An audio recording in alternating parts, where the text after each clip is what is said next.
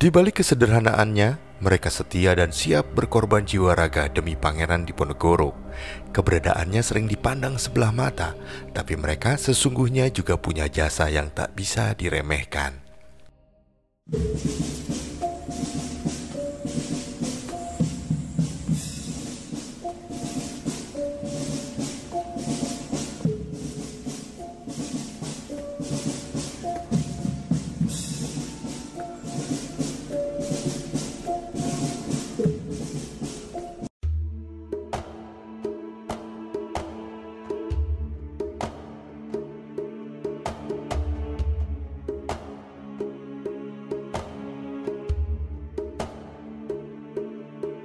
Hari ini aku tidak melakukan perjalanan ke lokasi manapun sebab kondisi kesehatan yang sedang menurun.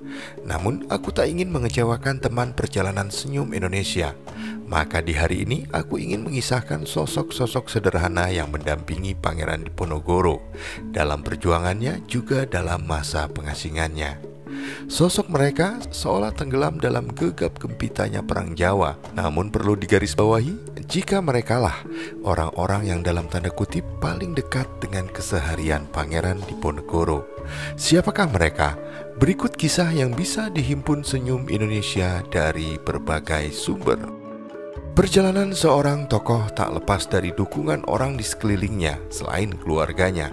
Hal tersebut pula yang terjadi pada Pangeran Diponegoro yang dikenal sebagai pemimpin perlawanan pada kolonial Belanda dan kemudian masyhur sebagai Perang Jawa atau Perang Diponegoro. Ada beberapa nama yang tercatat menjadi penderek setianya, meskipun yang tak tercatat pastinya lebih banyak lagi.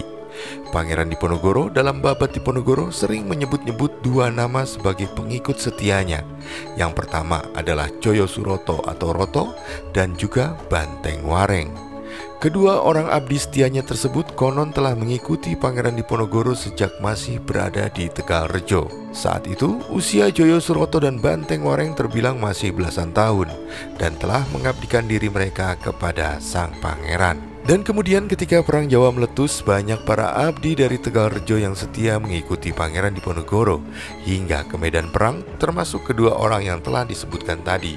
Joyo Suroto atau Roto merupakan seorang warga desa sekitar Tegalrejo yang bergabung ketika Pangeran Diponegoro menghimpun kekuatan di Tegalrejo sebelum Perang Jawa berkecamuk. Joyo Suroto bergabung dengan pengiring lainnya untuk mempersiapkan berbagai keperluan Pangeran Diponegoro. Dalam Babat Diponegoro, mereka disebut sebagai bocah becik atau anak yang baik. Dari Tegalrejo, rombongan bertolak ke daerah perbukitan wilayah Selarong di tahun 1825. Di Selarong, Pangeran Diponegoro semakin mendalami berbagai ilmu. Beliau seringkali berangkat untuk sowan ke makam para luhur dan tetap tinggal di gua-gua. Seorang perwira Belanda yaitu Willem Adrian van Res melaporkan bahwa Pangeran Diponegoro kerap ditemani pengikutnya yang paling dekat atau disebut sebagai Ponokawan. Mereka tinggal di dalam gua, diantaranya adalah Gua Secang yang memiliki ruangan seperti dapur. Joyo Suroto disebutkan menemani Pangeran Diponegoro dalam perjuangan yang sangat menyengsarakan dirinya di Bagelen Selatan. Ketika itu, beliau dalam posisi dikejar oleh pasukan kolonial Belanda di bulan-bulan akhir Perang Jawa. Di hutan yang demikian lebat dengan hujan yang terus mengguyur, sebab memang sedang masa musim penghujan.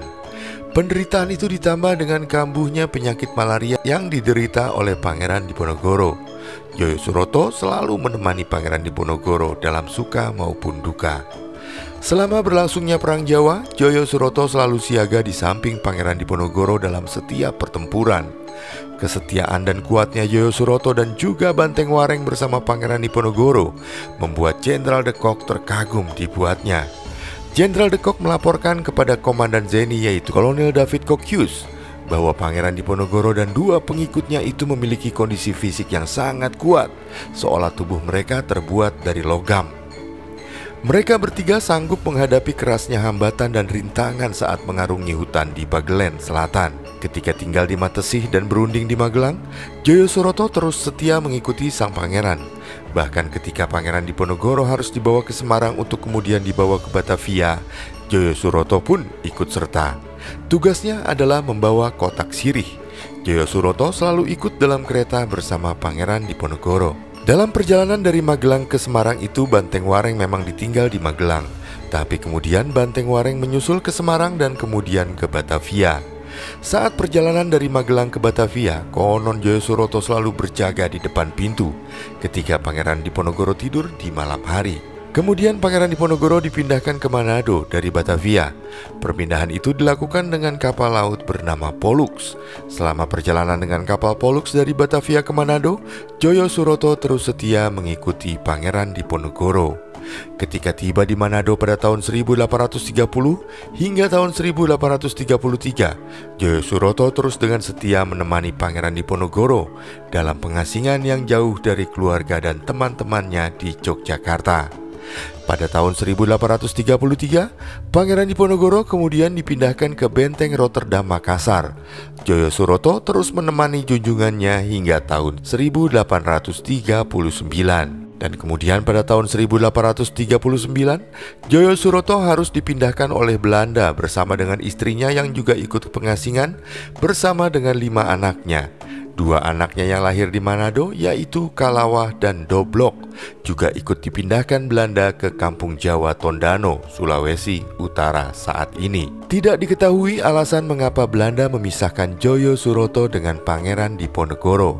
Sedangkan Banteng Wareng diminta Belanda tetap menemani sang pangeran di Makassar sampai akhir hidupnya. Ketika di pengasingan juga disebutkan pemerintah kolonial Belanda memberikan gaji bulanan kepada Joyo Suroto yang besarannya sama dengan yang diterima oleh Banteng Wareng. Gaji bulanan itu diberikan sebesar 5 hingga 7 gulden. Joyo Suroto dan keluarganya tidak pernah kembali ke Jawa dan meninggal di Tondano, lalu dimakamkan di sana bersama dengan orang-orang Jawa yang diasingkan di Tondano. Sosok Joyo Suroto diidentifikasi oleh sejarawan Peter Carey ada dalam lukisan Raden Saleh. Joyo Suroto digambarkan berdiri di pilar bagian barat.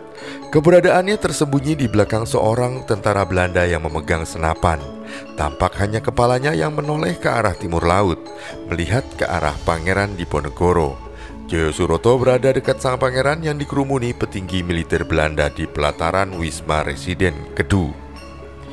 Demikianlah, meski belum bisa mengunjungi peristirahatan terakhir para punokawan Pangeran Diponegoro, tetap aku berdiam diri berharap segala kebaikan tercurah pada semuanya. Semoga tayangan ini bermanfaat. Terima kasih untuk teman perjalanan yang selalu mensupport Senyum Indonesia. Sampai jumpa di kesempatan perjalanan berikutnya.